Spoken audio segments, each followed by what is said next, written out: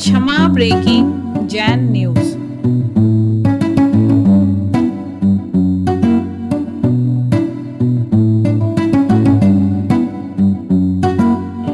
चक्रवर्ती है और 96,000 रानी उनके पास है। उसका स्वामित्व है क्या नहीं? एक रानी को कोई उठा ले, फिर देख लो क्या स्थिति बनती है सम्यक दृष्टि की। पसीना आ जाएगा, वो युद्ध के लिए खड़ा हो जाएगा, ये ध्यान रखो। है? हाँ हाँ, इसको बोलते हैं। कहना बहुत आसान है, स्वामित्व मेरा नहीं है, मेरा कोई ममत्व भाव नहीं है, कहना आसान है। किंतु आप जहां से आए हो वहां पर घर को ताला लगा करके क्यों आए, ये पूछना चाहते हैं। महाराज उत्तर मिल गया, बैठो शांति से। इसी को बोलते। आप सभी सम्यक दृष्टि में मानता हूं, किंतु असंयम की भूमिका में सम्यक दर्शन होना अलग वस्तु है, किंतु पर वस्तु के प्रति अथवा परिग्रह के प्रति ममत्व भाव न हो, यह संभव ही नहीं। ताला क्यों डाला आपने, मुझे बताओ। हाँ, अलीगढ़ का ताला है, बहुत मजबूत होता है, बताते क्यों ताला डालते आप? बिना ताले के क्यों नहीं आते? हाँ, बिना ताले के आवे जाए तो वे अपना जो मेंबर है, जो सदस्य है, उसको बिठा के आते हैं। कभी कभी ताला डालते भी हैं तो डाउटफुल रहता है और बच्चे को कह देते हैं थोड़ा खींच करके आ जाओ, देख लो कहीं खुल ना जाए वो। इतना आपको विकल्प हमेशा बना रहता अपने वस्तुओं के प्रति, परिग्रह के प्रति, वैभव के प्रति, संपदा के प्रति। और ये संपदा के प्रति जो ममत्व भाव है, यही परिग्रह माना जाता है। ये आकुलता के लिए कारण है। नींद नहीं आ सकती, ये ध्यान रखो। संपदा को तो वैसे ही नींद नहीं आएगी क्योंकि वह जड़ है, किंतु चेतन को भी वह निश्चिंत सुख की नींद नहीं ले सकता।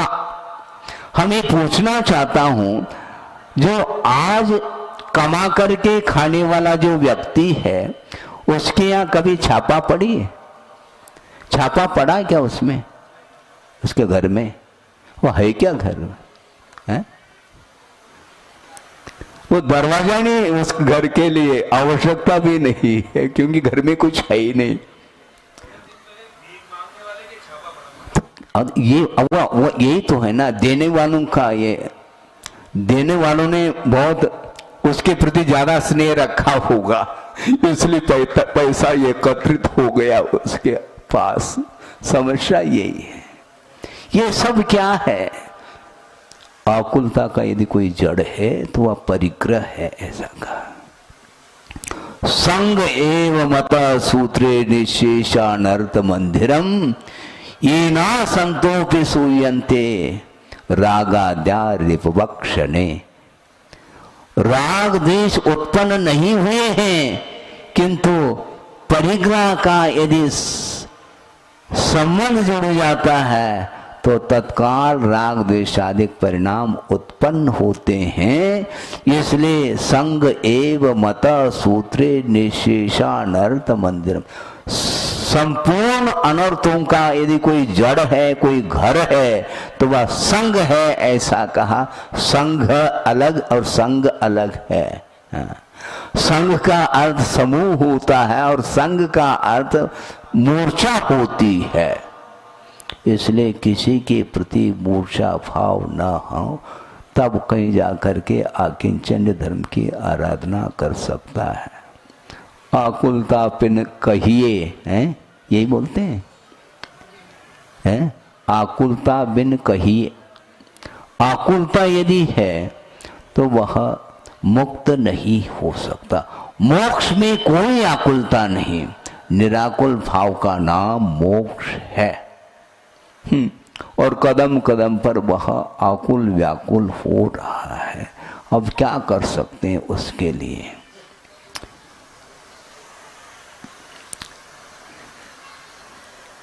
एक भवन है, शानदार बनाया है और जिसका भवन है वह जल रहा है, तो ऐसा लग रहा है उसको कि मेरे अंदर ही आग लगी है। क्यों? उसका स्वामित्व था और वह छाती पीट पीट करके वह रो रहा है। हमने पुरुषार्थ करके, अर्थ पुरुषार्थ करके, वित्त का अर्जन करके और एक भवन बनाया है और वह भवन जल रहा है, तो वह रो रहा है। इतने में दौड़ता हुआ उसका बेटा आया, पिताजी आपको हो क्या गया? हो क्या गया? दिख नहीं रहा क्या? ये भवन जल रहा है। किसका भवन है? मेरा ही तो है, जल रहा है।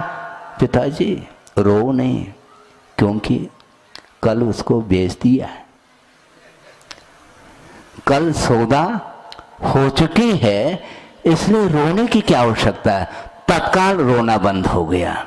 लेकिन ध्यान रखो, छोटा लड़का था, वह आया भागता हुआ, पिताजी सौदा कैंसल हो गए। पुनः रोना प्रारंभ। हाँ, स्विच ऑन और स्विच ऑफ करते रहो आप। ये सब क्या है? भवन भवन में है, व्यक्ति व्यक्ति में है, किंतु संबंध इतना जुड़ा हुआ है कि वह अड़ोस पड़ोस के घर में कुछ भी घटित हो जाए तो उसके अंदर कोई भी विकल्प नहीं है।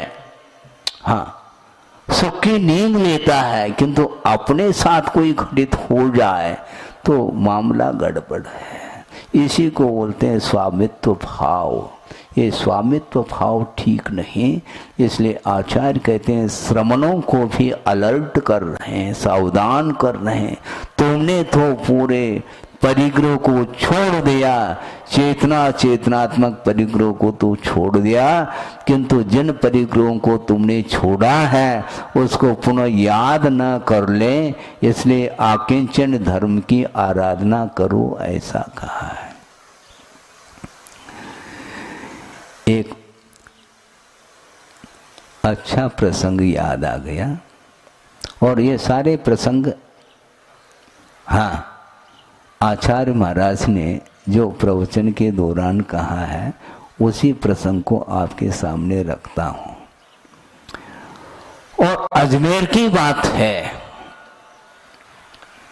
महावीर भगवान का निर्वाण महोत्सव 2500 वर्ष पूर्ण हो चुके, उस उपलक्ष्य में निर्वाण महोत्सव का कार्यक्रम प्रोग्राम बनाया गया।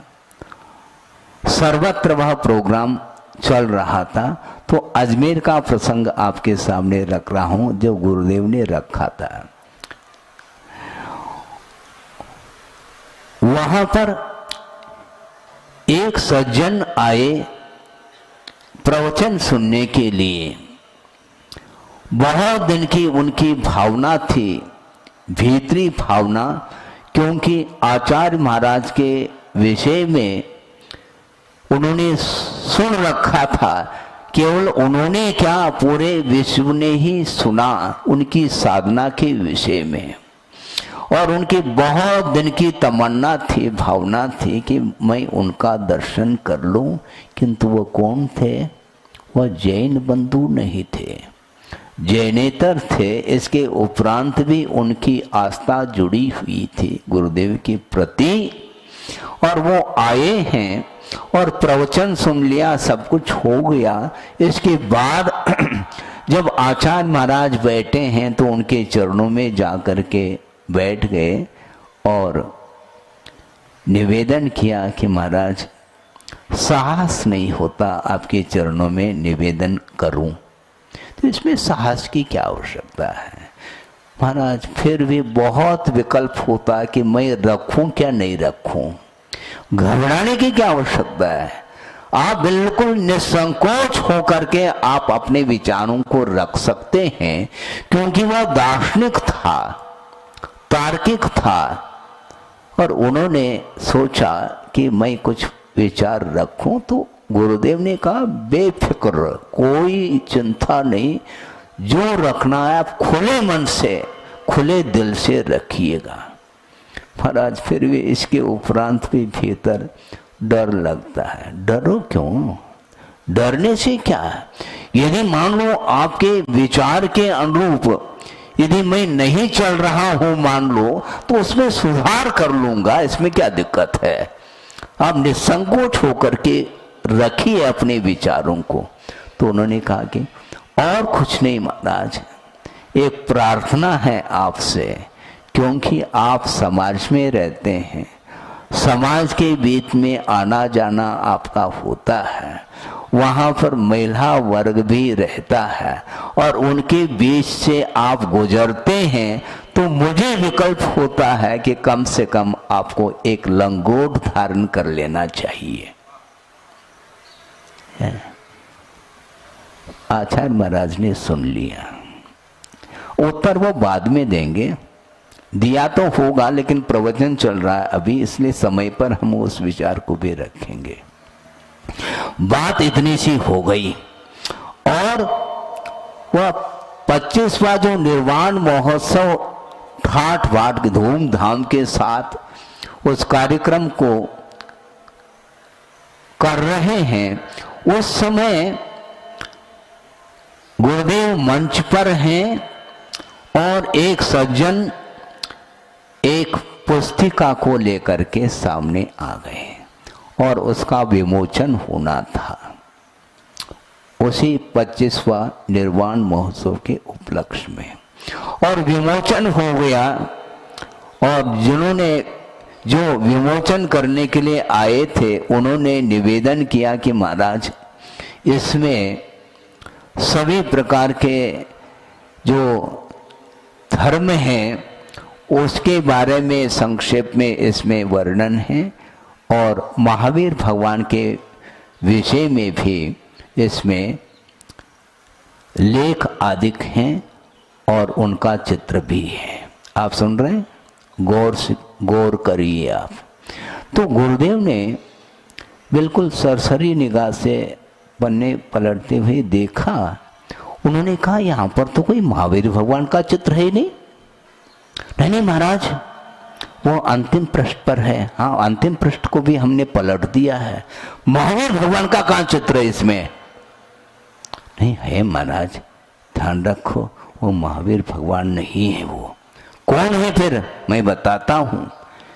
क्योंकि महावीर भगवान का चित्र तो है, किंतु उस चित्र में एक वृक्ष की टहनी को दर्शाया है जिसके कारण दिगंबरत्व छुपा हुआ है। समझ रहे हैं आप? हाँ, इसलिए गुरुदेव ने कहा इसमें दिगंबरत्व कहाँ है? है ना हमारा दिगंबर है। चेहरा तो हर व्यक्ति का दिगंबर रहता है, ये ध्यान रखो।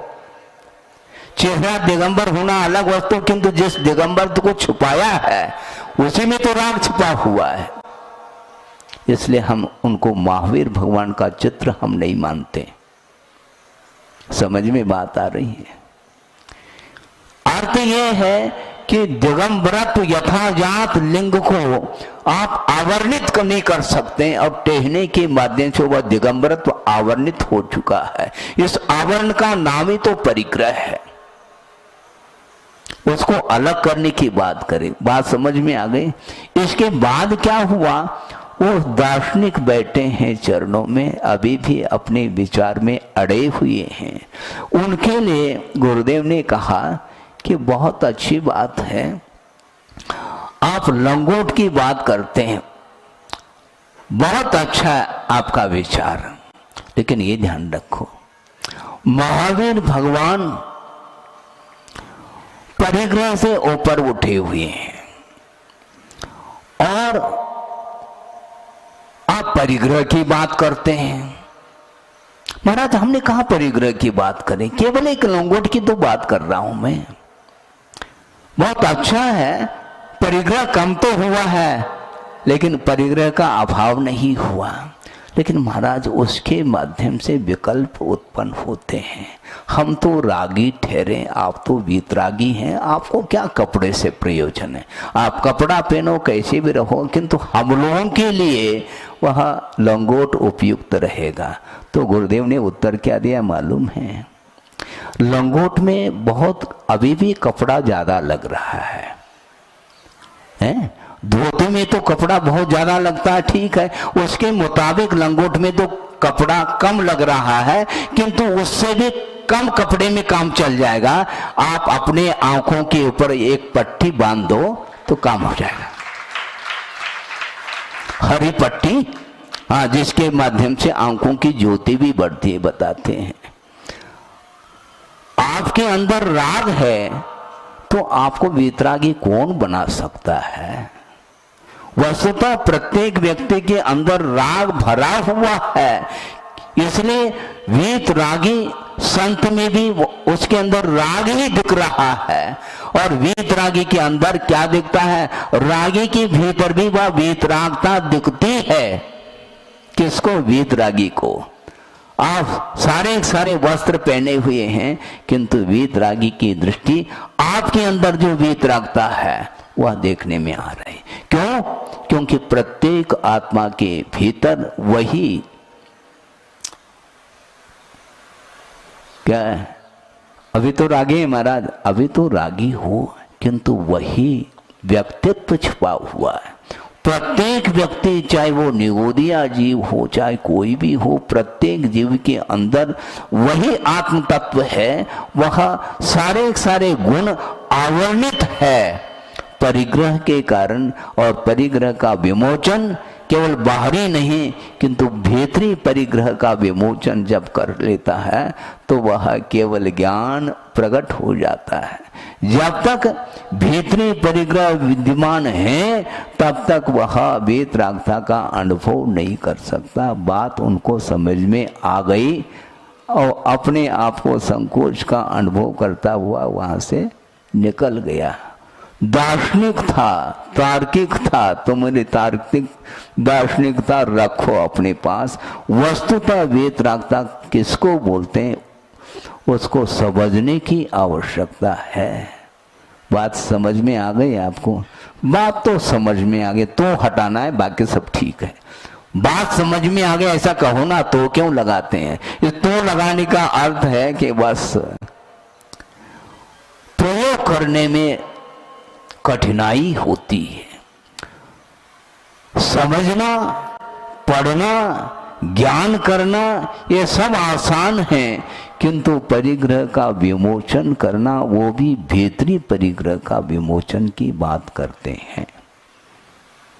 श्रमण बनने के उपरांत भी, बाहरी परिग्रहों का विमोचन करने के उपरांत भी भीतर भाव, राग के भाव विद्यमान रह सकते हैं, और वही संसार के लिए कारण है, ऐसा कहा। यथाजात होना चाहिए। यथाजात का अर्थ मात्र बाहरी परिग्रह का विमोचन पर्याप्त नहीं, बाहर से नग्न होने के उपरांत भी भीतरी नग्नता होनी चाहिए। हाँ, भीतरी नग्नता का अर्थ ख्याति, पूछा, लाभ, इनसे दूर रह करके जो साधना करने वाला साधक होता है उसकी वह साधना दिगंत तक, उसकी साधना सुगंधी उसकी फैलती रहती है। हाँ, संयम की गंध देवों में संभव नहीं है। देव पर्याय में सम्यक दर्शन उत्पन्न हो सकता है, सम्यक दर्शन की सुगंधी फैल सकती है, किंतु चारित्र की सुगंधी, संयम की सुगंधी वहां संभव नहीं है। इसलिए नर काया को सुरपति तर से ऐसा बोल रहे हैं। सुरपति अर्थात इंद्र भी इस नर काया को तरस रहा है। भगवान कब यह सागरोपम आयु पूर्ण हो और मनुष्य पर्याय को प्राप्त करके हम दिगंबरत को कब धारण कर लें और मोक्ष को कब प्राप्त कर लें, यह आकुलता उनके अंदर है।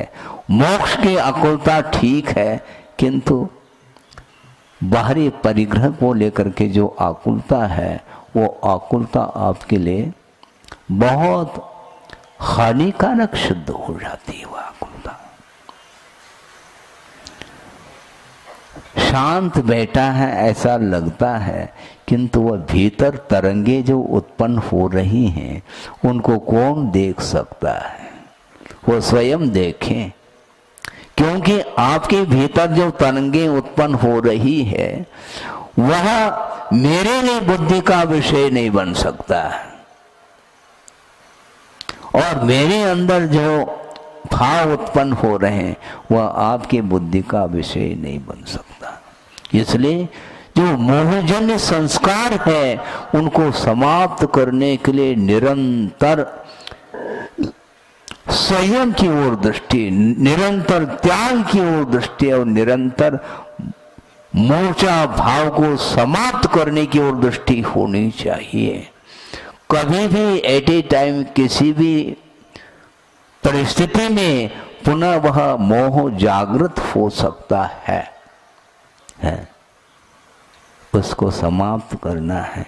बुखार आ गया है और आप ट्रीटमेंट कर लेते हैं, मेडिसिन ले लिया, कोई भी, चाहे एलोपैथिक हो चाहे वह आयुर्वेदिक हो, ले लिया, लेने के उपरांत तत्काल बुखार तो उतर जाता है, फिर बाद में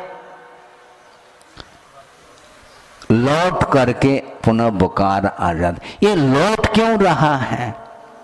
आचार्य कहते हैं बुखार गया नहीं, वो उपशमित है, दबा हुआ है वह ज्वर।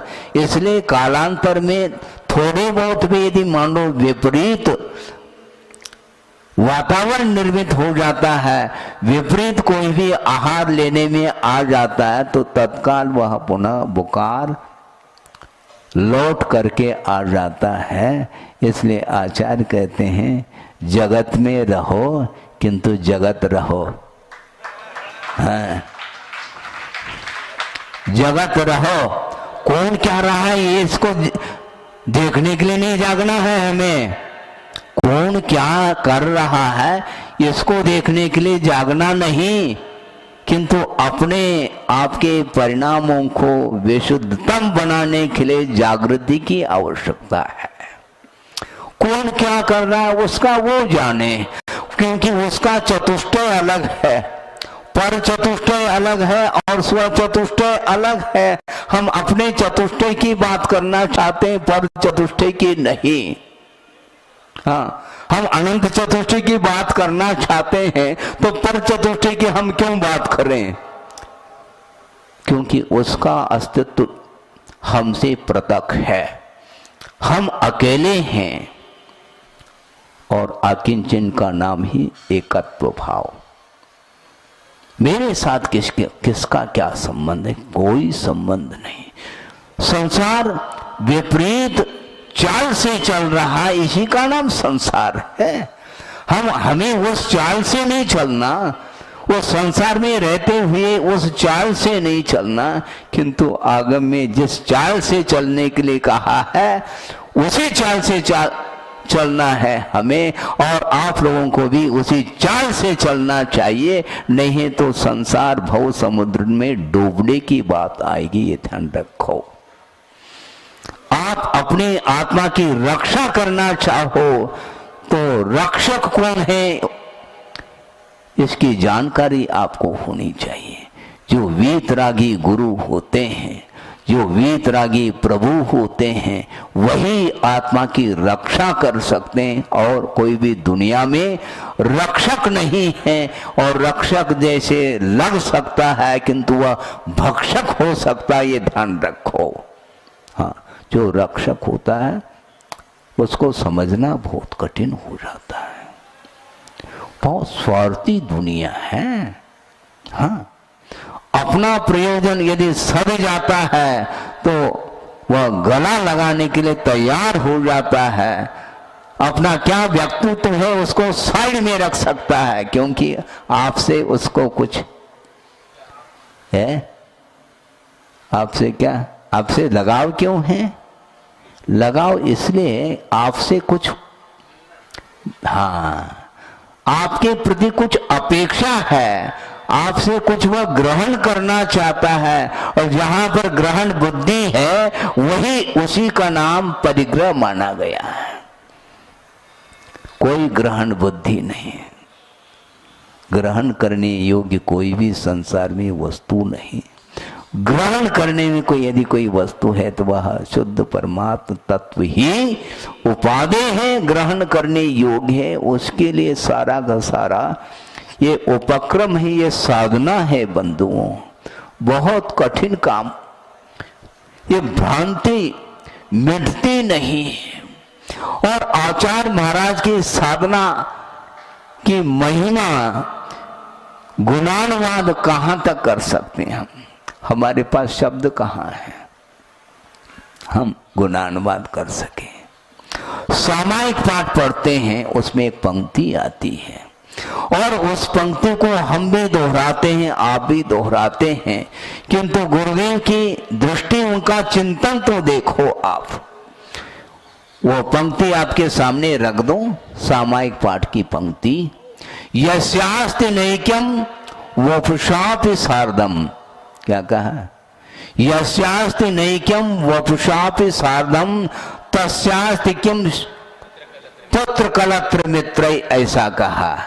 इतना ही पर्याप्त है प्रासंगिक, लेकिन इसको गुरुदेव ने थोड़ा सा परिवर्तन किया। आप लोगों के लिए परिवर्तन करने के लिए नहीं, किंतु स्वयं अपने आप के परिवर्तन करने के लिए इस पंक्ति में उन्होंने कुछ परिवर्तन किया है। यस्यास्ति नैक्यम वपुषापि सार्धम तस्यास्ति किम पुत्र कलत्र मित्र, ऐसा बोलते हैं। तो गुरुदेव का कहना, मेरा कोई पुत्र और कलत्र तो है नहीं जिसके साथ मैं संबंध जोड़ूं। आपके पास पुत्र और कलत्र है, इसलिए जो है उसके साथ संबंध हटाने के लिए ये पंक्ति आप बोल रहे हो। तो मेरे पास ना पुत्र है, ना कलत्र है, ना कोई मित्र है, कोई है नहीं, तो मैं क्या बोलूं? उन्होंने इसमें परिवर्तन किया। तस्यास्ति किम शिष्य गुरु प्रपंचै, ऐसा कहा।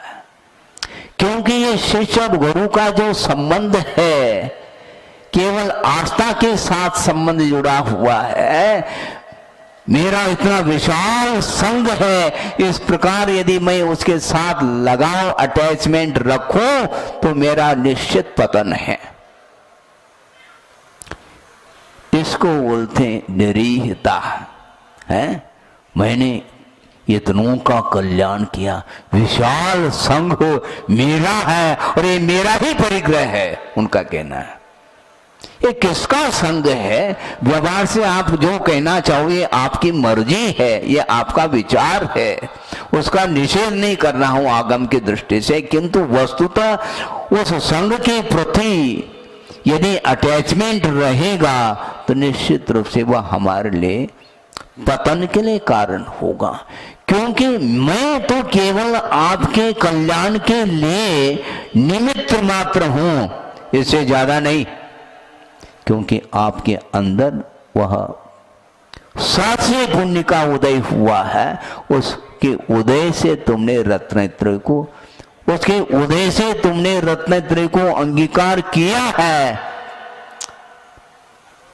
केवल उसमें निमित्त मात्र मैं हूं। निमित्त का उतना महत्व नहीं होता जितना कि उपादान का महत्व होता है, ऐसा उनका कहना है। क्योंकि किंचित मात्र भी पर वस्तु के प्रति वह राग रखना नहीं चाहते।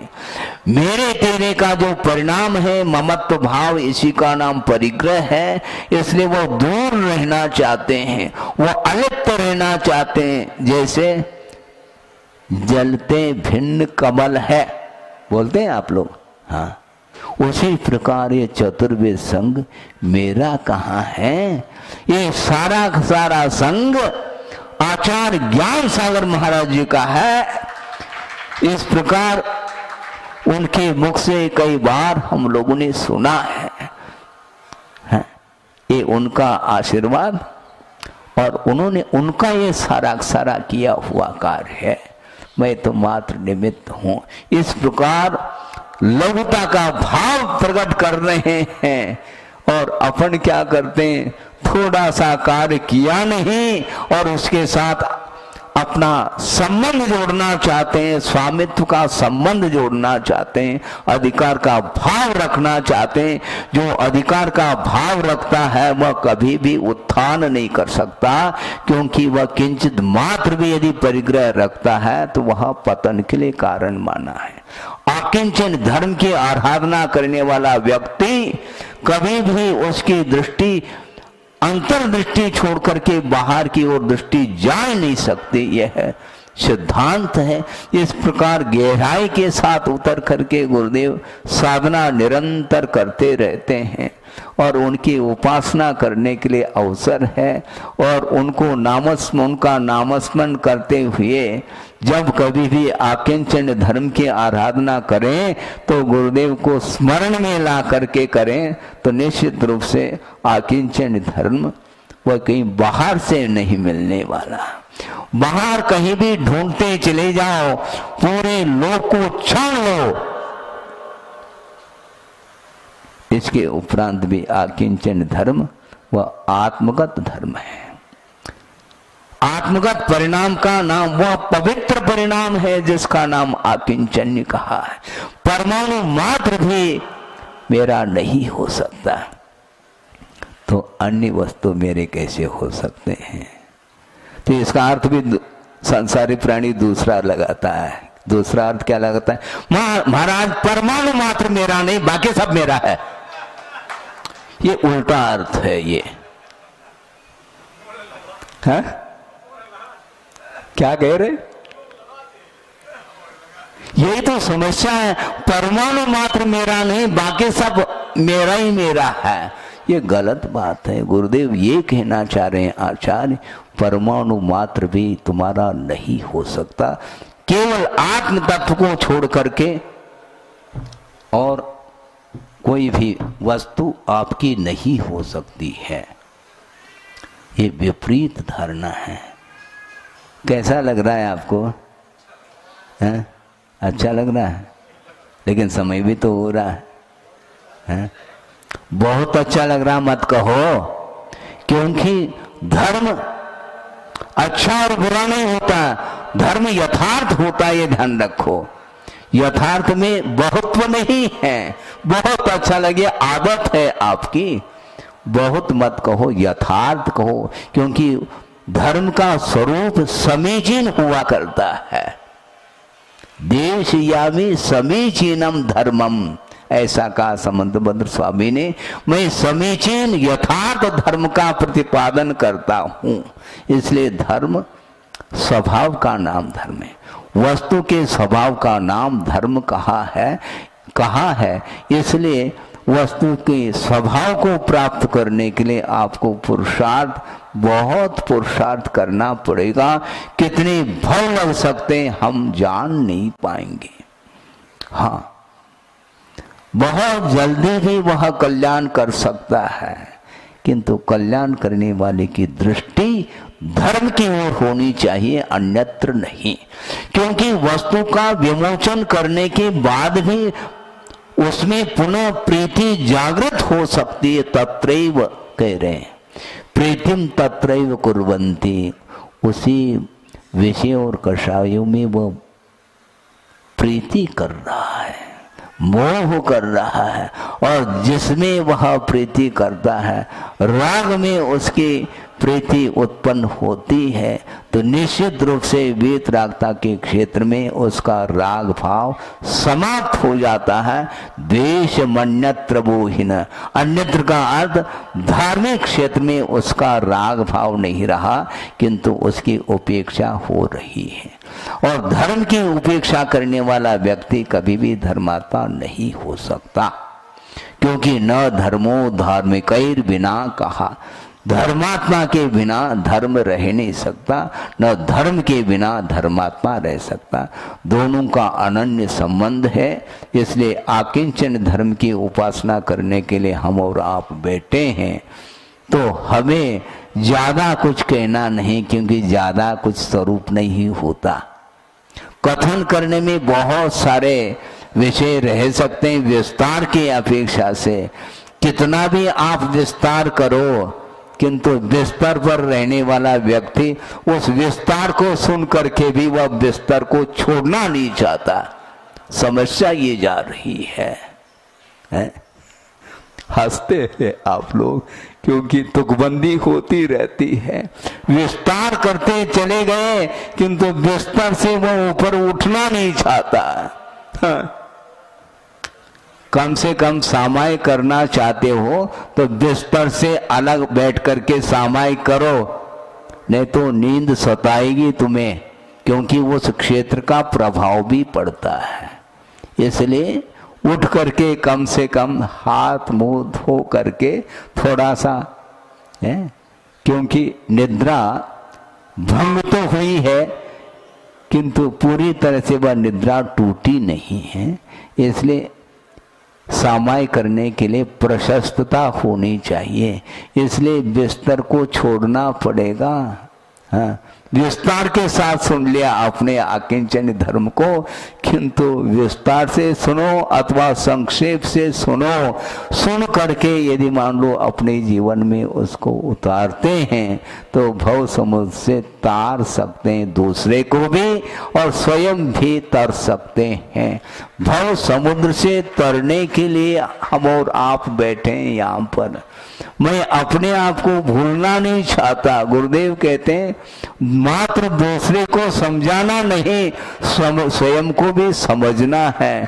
तो समझाते समझाते युग चला गया, किंतु स्वयं यदि समझ नहीं पाया तो बहुत कठिनाई होगी। हमें समझना चाहिए, गौर करना चाहिए अपनी ओर, दूसरे की ओर नहीं। भ्रांति चल रही है।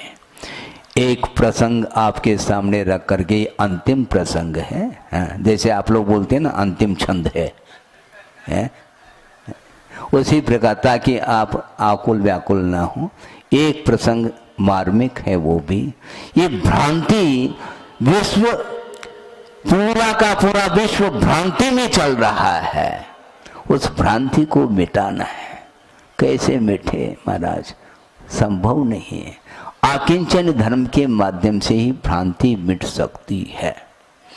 एक पुराने जमाने की बात आपके सामने रख रहा हूं। एक व्यक्ति है जिसके पास लगभग 100 ऊंट हैं। सुन रहे हैं? एक ऊंट का काफिला, एक समूह है, उसको ले जा रहा है वो एक व्यक्ति। और जाता जाता जाता काफी समय हो गया और दिन अस्त होने को है, और जंगल में उन ऊंटों को रोक देता है और वहीं पर विश्राम करने का उसका मन हो जाता है। फिर बाद में दिन सूर्योदय के बाद फिर शेष यात्रा मैं करूंगा, इस प्रकार विचार करके वह रात में एक स्थान पर, अच्छा स्थान देख करके सारे ऊंटों को वहां पर रोक दिया। अब ऊंटों को बांधे बिना बड़ी समस्या होगी। एक ऊंट हो तो फिर भी ठीक है, 100 के 100 ऊंट हैं, और उनको एक एक करके खूंटी जमीन में गाड़ता चला जाता है और रस्सी से उसके गले में रस्सी डाल करके बांधता चला जाता है। और एक ने, दो ने, सारे के सारे ऊंट बंध गए और सारे ऊंट बैठ गए। किंतु एक ऊंट था जिसको बांधना था, किंतु बांधने के लिए न खूंटी पास अपने पास है न रस्सी है, क्योंकि लाते समय 100 ऊंट के योग्य रस्सी और खूंटी साथ लेकर के जा रहा था, किंतु रास्ते में एक खूंटी कहीं गिर गई और रस्सी भी गुम गई। अब समस्या खड़ी हो गई। अब देखो 99 के 99 खूंटी से बंध गए हैं वो ऊंट और बैठ गई सारे के सारे ऊंट। अब एक को क्या कर रहे हैं? समस्या खड़ी हो गई और वहां दौड़ता हुआ मालिक के पास पहुंच गया कि मालिक, भारी समस्या खड़ी हो गई। क्या हो गया? कोई ऊंट भाग तो नहीं गए? नहीं, ऊंट भागे नहीं हैं, सब बंध गए हैं, लेकिन एक ऊंट को बांधना है और मेरे पास खूंटी और रस्सी नहीं, और कहीं रास्ते में वो गुम गई। अब क्या करूं? क्या करना है इसमें? मैं आता हूं तुम्हारे साथ। आप कैसे करोगे? तुम चिंता नहीं करो। आपके पास खूंटी है क्या? नहीं है। रस्सी है क्या? रस्सी में बिना खूंटे और बिना रस्सी के उस ऊंट को कैसे बांध पाएंगे आप? मालिक को कह रहा है वो। चिंता नहीं करो, मैं अभी बांध देता हूँ, देख लेना। और जा करके उसने किया कुछ नहीं है और हाथ में कुछ नहीं है और वह एक्शन कर रहा है, मैं खूंटी गाड़ रहा हूं, और खूंटी गाड़ दी केवल एक्शन के माध्यम से, और उसके गले में यूं एक्शन कर दिया और वह रस्सी बांध ली और वह ऊंट बैठ गई। इसी को बोलते भ्रांति। उसको ऐसा महसूस हुआ कि मुझे बांधा जा रहा है रस्सी से, खूंटी गाड़ी जा रही है और रस्सी से बांधा जा रहा है, और इस एक्शन से वह ऊंट बैठ गया। अब समस्या एक और, क्या समस्या? सुबह हो गया और सारे ऊंट को रस्सी एक एक करके सभी ऊंट के गले में जो रस्सी बांध दी गई थी, और एक एक खूंट वह उखाड़ता गया और रस्सी को खोलता चला गया। सारे ऊंट खड़े हो गए, लेकिन वह जो ऊंट बैठा है झूठी खूंटी और झूठी रस्सी से बांधा गया, वो ऊंट उठ नहीं पा रहा है। हैरान हो गया वो। अब क्या करें? पुनः मालिक के पास पहुंच गया। मालिक, आपने क्या जादू कर दिया? क्या हो गया? वो ऊंट उठ नहीं रहा। बीमार तो नहीं पड़ा? बीमार कुछ नहीं पड़ा, तुम समझते नहीं हो, भूल जाते हो। मैं उठाता हूं, देखो कैसे। जा करके और कुछ नहीं, हाथ से एक्शन किया, यूं कर दिया, खूंटी उखड़ गई और गले से रस्सी को खोल दिया। केवल एक्शन करता चला गया और ऊंट खड़ी हो गई। सोचो, समझ में आ गया कि नहीं? छोटा सा प्रसंग था, ताली तो बजा रहे हो। पूरा विश्व ही भ्रांति में बंधा हुआ है। ये भ्रांति है, कोई बांधा नहीं। तुम्हें ये ध्यान रखो, मुझे कोई बांध रहा है। कौन बांधने वाला? तुम स्वयं बनते चले जा रहे हैं कर्मों से, बांधने वाला कौन है? ये भ्रांति के कारण ही कर्म का बंद होता चला जाता है। ये मोह के कारण, मोह की जो भ्रांति है, जो विपरीतता है, उसके कारण ही कर्म से बंधता चला जा रहा है और वह उलझता चला जा रहा है। बंधन से मुक्त होने के लिए मोह की जो भ्रांति है उसको दूर करने की आवश्यकता है। इसलिए आकिंचन धर्म के लिए हमेशा बंधन से मुक्त होने के लिए आकिंचन धर्म की आराधना करने की आवश्यकता है। अन्यथा कोई भी रास्ता नहीं हमारे लिए। जहां तक प्रभु पहुंच चुके हैं वहां तक हमें पहुंचना है, किंतु ये झूठी रस्सी और झूठी जो खूंटी है उससे बंधा हुआ संसारी प्राणी ऊंट के समान घूम रहा है संसार में। उसको कौन जगाए? कोई जगा सकता है? नहीं जगा सकता। आप स्वयं को ही अलर्ट होना है। धर्म का स्वरूप सीधा सादा स्वरूप है और हम शब्दों में उलझाते चले जा रहे हैं। वस्तुतः धर्म परिभाषा का नाम धर्म नहीं, प्रयोग का नाम धर्म है। स्वरूप का बोध हुआ, एक पहलू समझ में आ गई वस्तु की, क्योंकि दो पहलू है, एक स्वभाव और विभाव के रूप में। स्वभाव का बोध हुआ और विभाव के बोध करने की कोई आवश्यकता ही नहीं। स्वरूप का बोध हो गया तो स्वरूप में आनंद आना चाहिए। स्वरूप में आनंद आना चाहिए। हाँ, स्वरूप को समझाने में नहीं, स्वरूप को समझाने में आनंद ले रहा है, मतलब समझाने में आनंद आ रहा है, स्वरूप का नहीं आ रहा है। स्वरूप संबंधी जो व्याख्यान कर रहा है उसमें मेरे बराबर और कोई भी व्याख्याता नहीं है। इस प्रकार वह उसकी विपरीत जो परिणति है वह दूर नहीं हो पा रही है। कब होगी महाराज? कब होगी? पूछो नहीं, काम करते चले जाओ। गुरुदेव ने इतना महान कार्य किया है 50-55 साल में, उस प्रकार न कोई कर सकता है न करेगा। इसके उपरांत भी गुरु के प्रति समर्पण का भाव जागृत यदि नहीं होता किसी के अंदर, तो उसके लिए और कोई भी गुरु समझाने वाले नहीं आ सकते हैं। हाँ, गुरु कहीं गए नहीं, ये ध्यान रखो। हाँ, गुरु प्रत्येक व्यक्ति के हृदय में विराजमान है और विराजमान होना चाहिए। यदि राग नहीं छूट रहा है, मोह नहीं छूट रहा है, तो गुरु आपके हृदय में नहीं है, ये ध्यान रखो। इसलिए आप घबराओ नहीं किसी से। हैं, घबराने की क्या आवश्यकता है? भ्रांति में क्यों उलझ रहे हो? हाँ, किससे बंधे हो तुम? हम किसी से बंधे नहीं। यदि बंधे हैं तो गुरु से बंधे हैं, ध्यान रखो। और कोई भी मुझे बांधने वाला है ही नहीं, और बल्कि वह बंधन मेरे लिए मुक्ति के लिए कारण है, उसको हम बंधन नहीं मानते। क्योंकि अनुशासित होकर के जो चलता है वही व्यक्ति गंतव्य तक पहुंच सकता है। जो अनुशासित नहीं है, अनुशासन पसंद नहीं है, स्वच्छंद होकर के विचरण करना चाहता है, तो वह कभी भी गुरु की उपासना नहीं कर सकता है। गुरु की उपासना करना चाहो तो गुरु आकिंचन धर्म की उपासना करते हैं।